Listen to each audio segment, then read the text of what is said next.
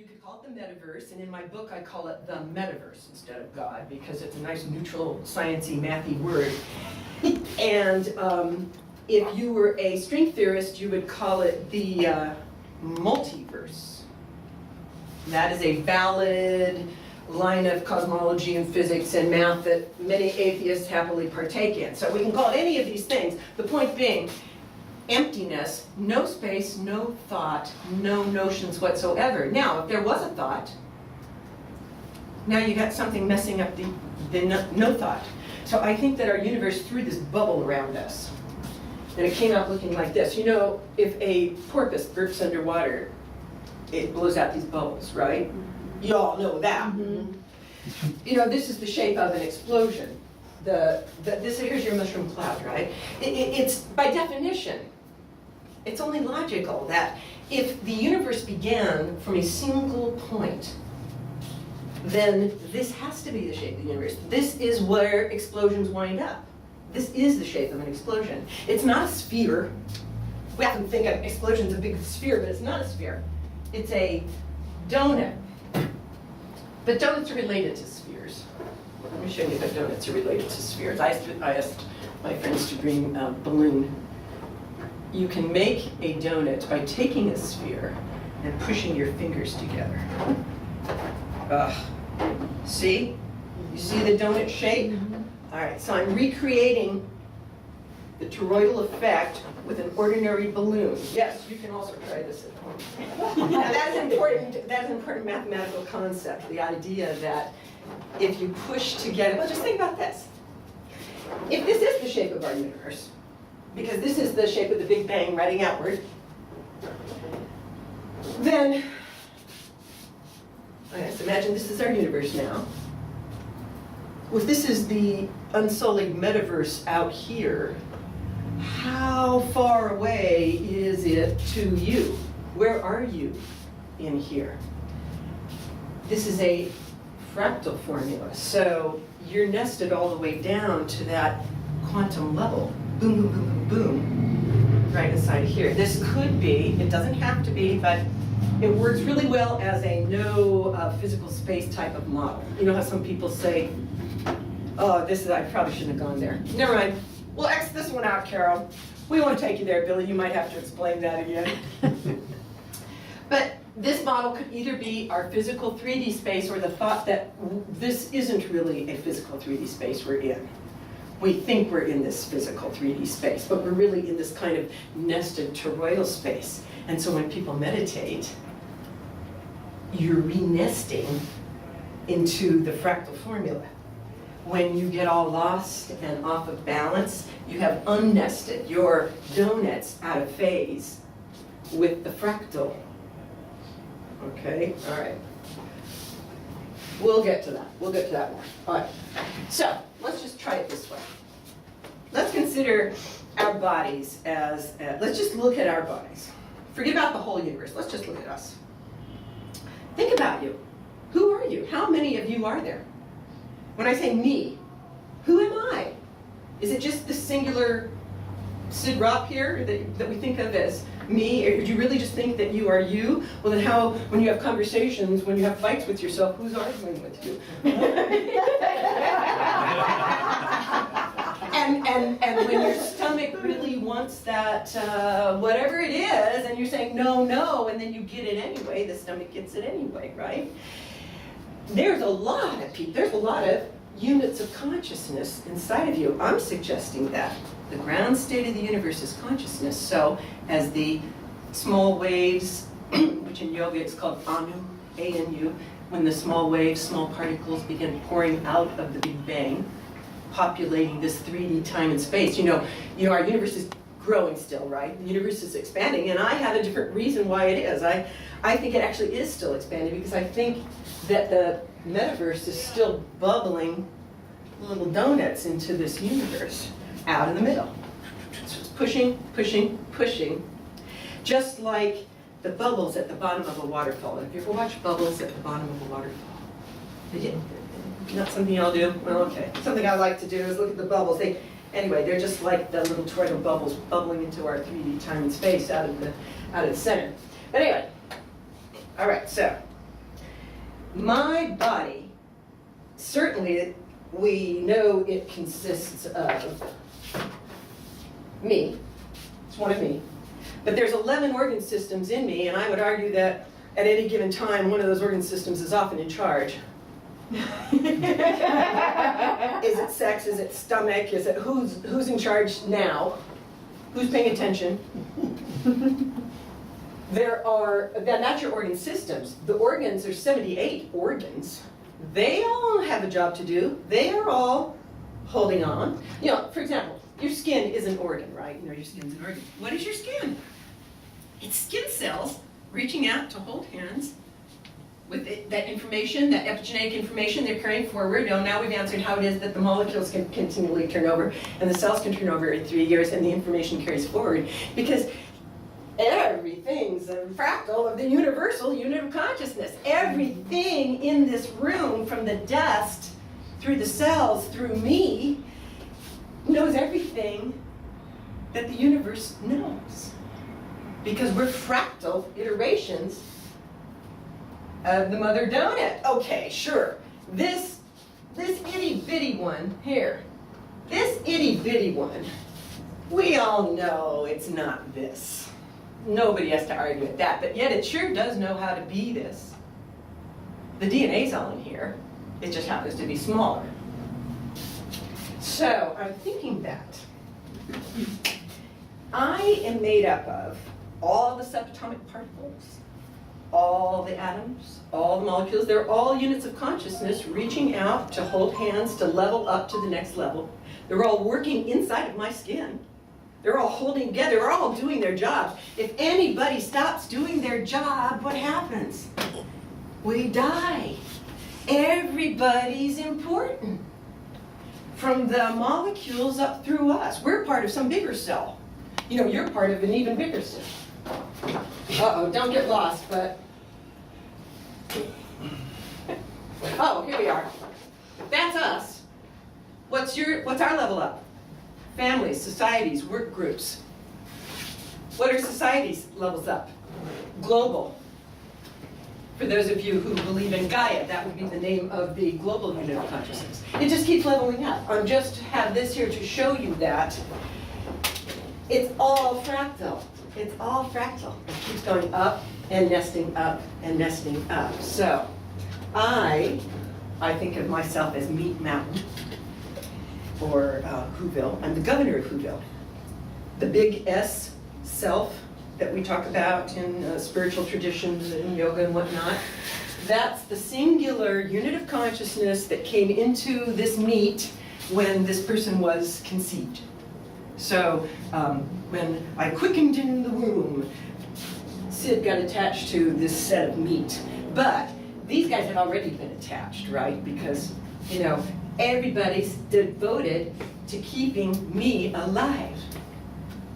And the lower down you go in the hierarchy, the more and more and more there are way more molecules and atoms inside of your body, inside of your skin, than there are objects in heaven. And I'm not just being rhetorical. They use that, I keep running across that analogy, that there are more cells, that there are more molecules in the human body than there are stars in the known universe.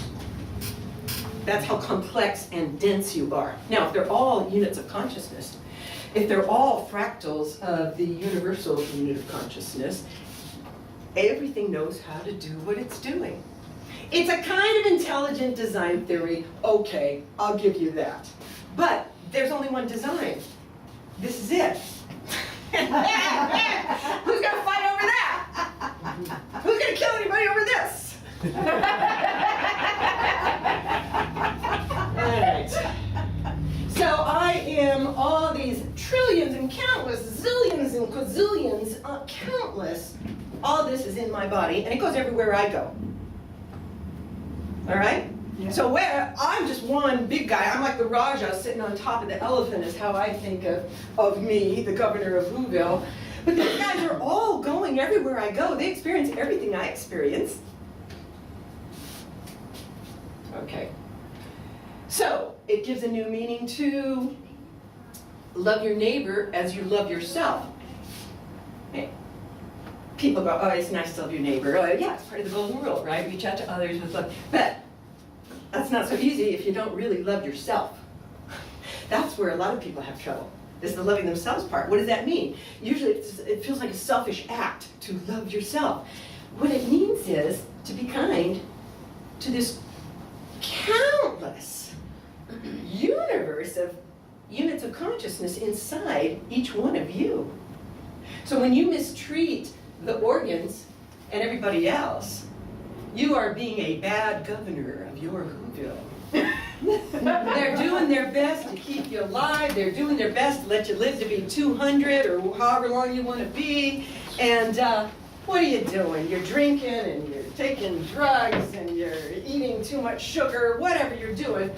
You're not taking care of Whoville. But Whoville will tell you, Whoville will let you know. You just have to listen to Whoville. Are you buying this? Yes. All right. Okay, good. So I've given a lot of thought to Whoville. I've always known mud up, spirit down. That's a common concept in spiritual writing, right? I mean, God's up here, and the mud's down here, and when we ground, we're grounding from the feet, and we're reaching up to heaven. But this actually works better. Because what if we're all just a series of nested donuts, so to speak? And all your quadrillions of things, by the way. You know we don't look like this triangle. Well, I'm just saying, I'm not so sure we look like this either. I kind of think we look like this, only a quadrillion deep with all the little guys. Because we're all fractal, just like these are fractals, of the same mother plant. This in the Tao is called the mother of the 10,000 things. If you read the Tao, does anyone here read the Tao? Okay. So we can also see it's a very nice, sexy, very sexy metaphor for all kinds of things. You know, it's got the yoni and business, male and female. Do you know that in a perfect torus, the type I'm thinking of is the actual unit of consciousness shape?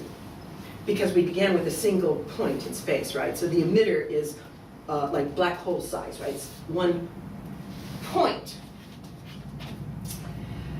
It's still in the metaverse. And when I push the balloon together from end to end, let's imagine I was God sitting outside of our universe, and I pushed my fingers together to make that donut shape that's there. It didn't really work that way, but I'm saying, do you get what I'm saying? Yes. If I'm on the outside, I'm inside. I'm both outside and inside. So that fellow that wrote that book about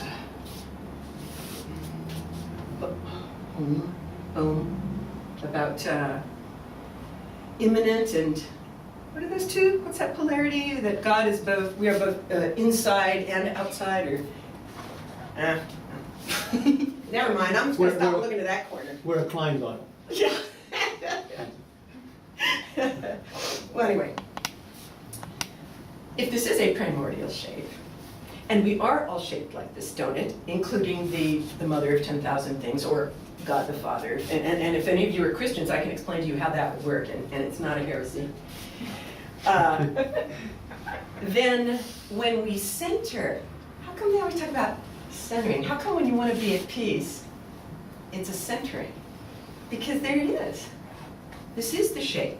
And when you center, you are literally reseating yourself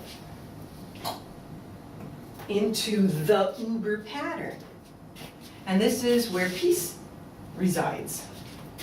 When people are unsettled, they're not channeling the, I'll show you. Okay, so here we have the donut again, right? You see the donut shape. All right, not that one. Hold on. There we are. Too many down. There we go. And I went look just like the other one, didn't it? Okay. It's got some arrows. All right. Cosmology means the study of how things came to be. Or some such thing. The cosmos, right? Okay. So imagine that our uber donut Everything flows like this. Whether or not this is actual, to tell you the truth, I'm not sure, but it's a heck of a model. It's a great model, and people are always just working with models. This is a 4D model that works great. Okay, so here we have future potential pouring down from the top into the singularity at the middle. Right at the singularity, can anyone here who hasn't read the book, guess what it's called right here? If this is potential, and this is history coming out the bottom, do you know what's that? Now. It is! You got it! Yeah. See? It's here and now. So here's what happens, and think about it. It's just all so logical. When you think about your own future, all the places you could go and be and do and this and that, and then the closer it gets to the event or the day, your choices, your possibilities become increasingly constrained, right? Until here we are right now, you're sitting right there. You are doing nothing but sitting right here and now. Your possibilities have collapsed to that place in time and space. You're all here now. You know you only have here and now, right? Okay, so here's what we have. Future collapses at the point of here and now, which is the very center. And you've just done one thing. You could have done anything, but no, you did that one thing. And so it's coming out as a single line. Time. This is the flow of time. Potential collapses. This is called the point of observation in physics. To here and at the here and now spot. And it becomes consequences. It becomes history. Some of that consequence rolls back around because, oh, I don't think we've mentioned, but of course this whole thing rolls, you know. If I pass this around the room, the whole thing rolls. And when any part of the torus rolls, it all rolls. So you've got toroidal flow this way. Consequences rolls back around. You did that thing. You went to community college and you got your A degree, so one of the consequences is now you can get that job as a solar technician. Okay, so history, you got the degree. Consequences rolls back around and becomes part of your future potential. Solar technician, I can get that job. And now it rolls in, and at the point of here and now, you can get hired. Okay? Everything works that way. Everything works that way. I ate too much, consequences, the calories are coming back around. Sometimes they call this karma coming around is karma. Karma, that's what karma is. It's just the consequences of action. It's collapsed potential. It's the ripples in the stream. You can't deny the rock was dropped. There are the ripples. So here I ate too much, here it's coming around as consequences, and it turns into karma, and it informs my future potential. I'm going to eat less, or boy, I really like those cream cakes. Whatever the thing I learned was, it's coming back around again. So it goes this way, constantly going this way, constantly going this way. Karma, potential, karma, potential. Another thing that happens, I told you about the Big Bang, right? So the Big Bang goes out here, and as time and space and matter fill out the inside of this expanding torus. How does it expand? Where's the energy coming from? It can't come from the metaverse. That's undifferentiated consciousness. God's sitting there in the own state. God's not pumping atoms into the universe, so where's it coming from? This is a very interesting concept. Think about this. Imagine, okay, no matter how big this is, you can imagine this universal size, or you could just imagine this, that at the outside of this thing, there's a lot of room, right? And as it rolls over the lip, because once everything rolls, it all rolls, and it rolls into the middle, it starts falling into this funnel that's very much like a black hole. As potential time collapses into here and now, right? From all of the future, it's collapsing. It has to roll all the way from the outside down through the well, down to here and now. What happens to all that surface area? It gets collapsed to a singularity. That's a lot of pressure. You see what I'm saying? It's a lot of potentiality. if this is, as most ancient religions think, a thought of God or a dream of God, it is not energy, it is not matter, whatever it is, consciousness. How does it turn into 3D matter, time, and space? By the pressure of this membrane inverting itself at the center and exploding into the middle, into the universe.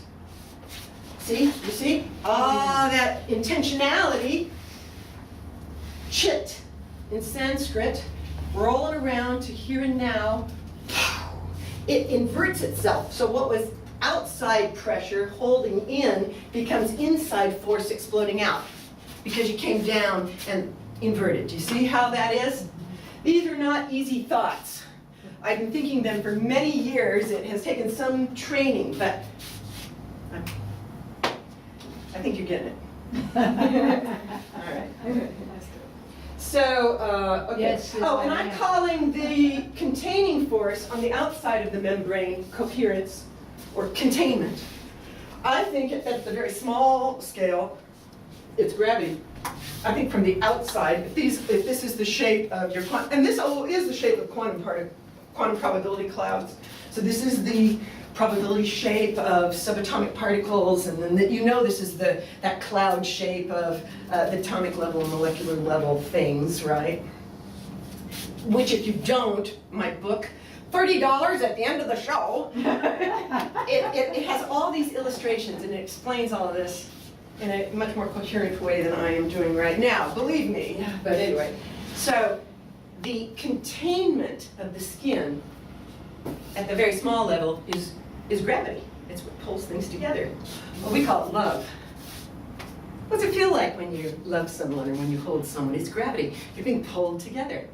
That's the bond. At the human level, it feels like love.